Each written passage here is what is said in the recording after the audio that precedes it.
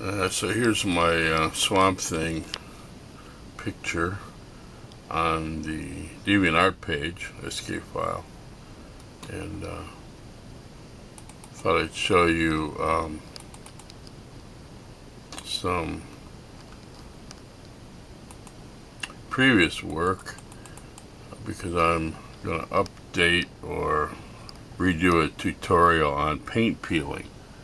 So there are 4 videos on my YouTube channel that talk about this technique, and I used it on this one too. It's a hidden doorway behind this shelf. That was apocalyptic one. The other one was Green Arrow in Seattle with Black Mask and a mob boss and Deadshot, the Enforcer. Here's a Green Arrow. But on those videos, I talk about how I went about doing it. So we are in the process of preparing the garage for painting in the summer. So I thought I'd scrape some more paint off and redo the technique. And I'll show you. This is the second time I've done this video. I hope it works. There's some kind of picture error in the SD card. So nice day in Seattle, Sunday, day before Memorial Day. Memorial Day always kind of hits me because my dad was a disabled American veteran from World War II. He was in the Army Air Corps, the Medical Evacuation Wing, Staff Sergeant, and they went down being strafed by Japanese fighters in the cargo plane, and a bunch of ammunition fell on my dad's foot and crushed his ankle, so he was in pain his whole life. That ankle gave out. He was walking up the stairs in his 70s. He ended up falling and dying. So, yeah, Memorial Day is special. Freedom isn't free. We appreciate all our veterans, what they've sacrificed, not only physically but mentally especially, and cost to their families and so on. So anyway, yeah, my dad was also an alcoholic, partly because he had PTSD that was never diagnosed or dealt with. So I've had too much of a downer, sorry, but that's what happens on Memorial Day to me anyway. So here's some of my biological gestation things.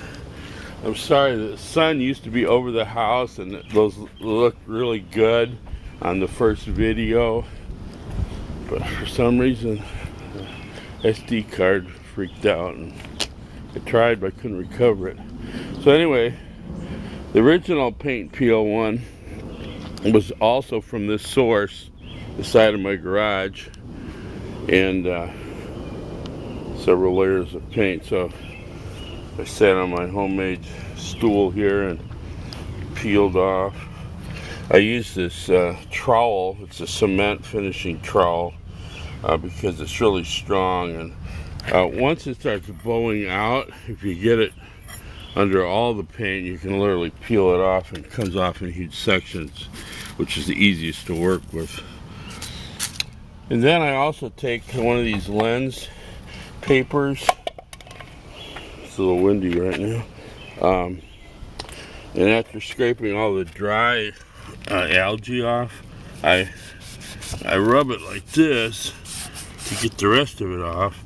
Then I open this up, let it dry, and then I have a ready-made source. So I not only save this powdered algae, but I have this on when it dried, then just hydrate it again and use it to rub and weather.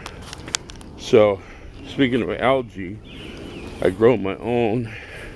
Algae is found everywhere, and even inside your body.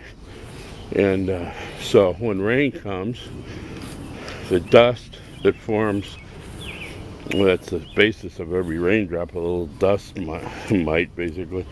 A mote, mite, that's a creature.